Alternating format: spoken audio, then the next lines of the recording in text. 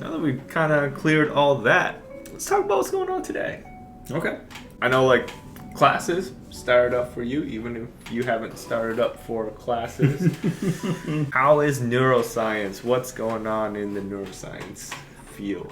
So there's a lot, right? But one thing recently that is kind of caught my attention, I think is really cool, and I think we should talk about is this thing called brain fingerprinting. It's exactly what you think it would be. So you know how every person has a unique fingerprint on their hand. And that's why when we go in to get IDs, we fingerprint because they can identify you like that. Yep. There's a certain type of scan you can do in an MRI called a functional MRI.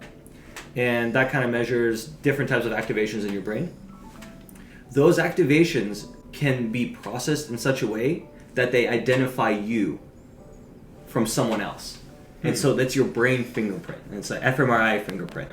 And so there's a lot of work. I think the first paper that really, the seminal paper, and this is 2015 in Nature, it's only growing from there. And I just think it's fantastic because it's not so much like, can I tell you from me? That doesn't matter. But let's say we get a cohort of people that have Alzheimer's and that have dementia and that have some kind of psychopathy or some kind of like something else, right?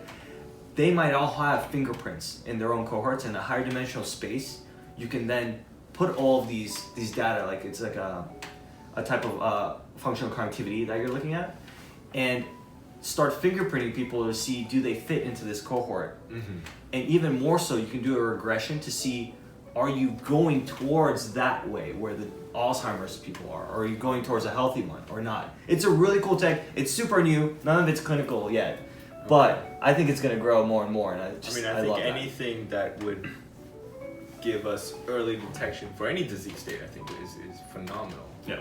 And because for me, like, prevention is way better to prevent something than to try to fix it once it's broken. So I will drink to that. Preventative medicine. Entire research philosophy right there. Cheers. Cheers.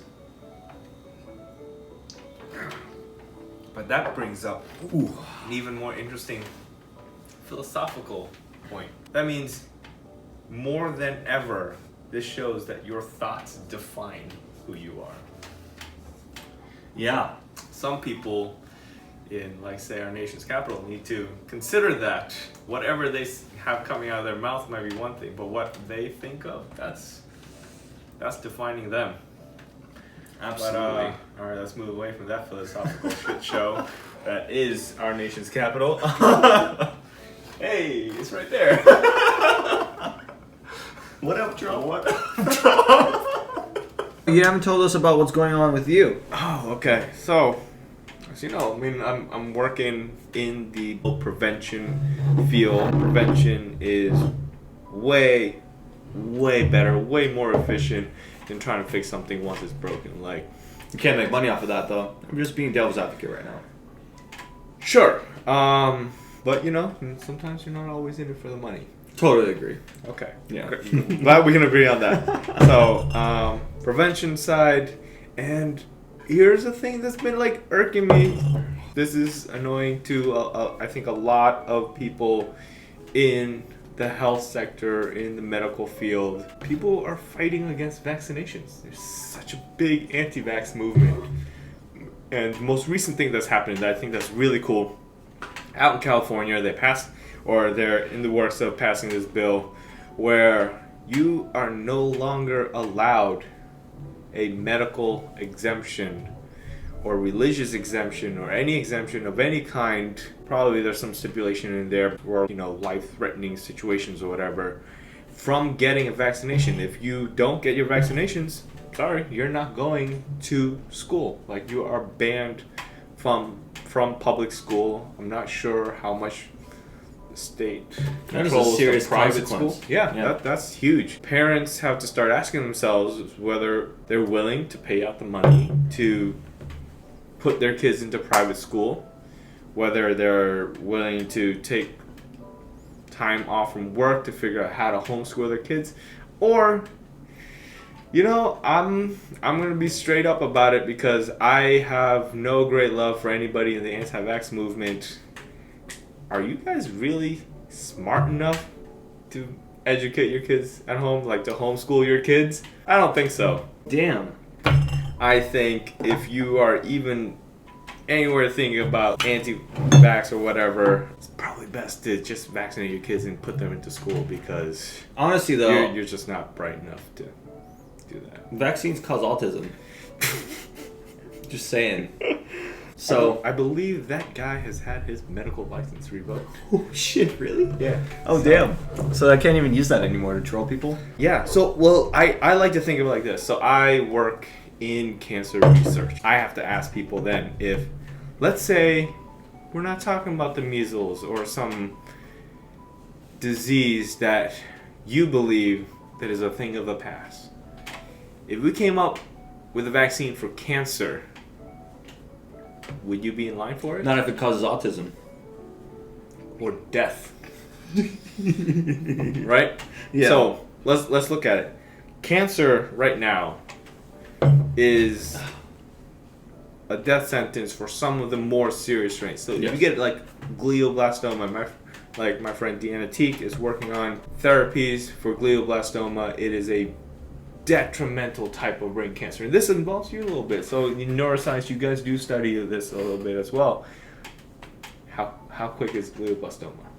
Months. You got like less than a year. Oh, it's right? terrible. Like, basically from diagnosis. Yeah. If they get you like past like 6 months, they're like, oh man, we did it. We improved your state of being by giving you an extra like 6 months of life. Yeah. Like that's, yeah. But what if you had a vaccine for it? It requires you to get a vaccination. Is that something you're going to turn down? Definitely not. Like, taking the vaccine, guaranteeing you that you won't get brain cancer, versus leaving it up to chance. Like you believe that you're entitled to due to your religious omissions or whatever exemptions that you believe, or that you believe that crackpot that you will, get autism or your kid will get autism from doing this. It's like, is their life worth it? Okay, on a serious note. Sure. I don't think it causes autism, but are there any drawbacks to vaccines? Is there anything negative about taking a vaccine? I've taken all the vaccines. I've also had all my vaccinations. But I don't know if there's like actually any risk to it or not. I only thought like so as much I like trolling. Both of us come from another country, right? Yeah. You got your fob shot? I got the fob shot. You got a fob shot. Yeah. So he can't. Well, I want to will take off not. the blazer? It's all right. So for all of you who come from different countries, Yeah. this mark right here, it shows that you came from a different country, and this is the country's way of catching you up on all of your shots. all at once. Yeah, like all at once. Whatever. Welcome maybe to not. America. Maybe not all of them, but like there's decent number of shots that go into this, and regardless of what age you come over, everybody in my family at least has this, except for the few of my cousins that were born here in this country a little afterwards. Hey, I took a higher dose than a lot of you guys, and I don't know, autism, like my brain still works pretty well. I'm still alive. Wow. Cheers to that. Cheers to living. Yeah, sorry if I'm getting a little impassioned on this. This is just like, So there's no drawback to vaccines. there's no drawbacks. Just Like, get them then. Just get it. Just get your vaccination. Get the shot. We travel a lot, right? Yeah. So, like, you've gone to about 10 countries outside. I'm nearing 30 countries. John is up to like 70 or 80 countries. Yeah, he's killing it. We got to get shots to go to all those countries. Like, they don't even let you pass border control Yeah. into those countries without vaccinations. Yeah. So, if you want to see the world, get your vaccinations. If you want to live, get your vaccinations. If you don't want your kids to die, get them vaccinated. Like, how hard is that? Cheers to vaccines. Cheers to vaccines. So, all right. Until next time, Nostrave. Let's go back to something happier. Happy birthday, Plamen. Hey, thanks, man. It's been a great birthday so far. Yeah. I mean, Plamen's the last one of our year to join the 30 Club. It's a club I've been waiting to join. Not exactly an exclusive club. It is Time time dependent. Yeah. He is the last one of us to join it. Glad Dude. you're finally here. Glad that the little brother of the group is finally They're in denial. I'm Part. the big brother. of this exclusive Ooh. club that people can only be in for exactly 10 years.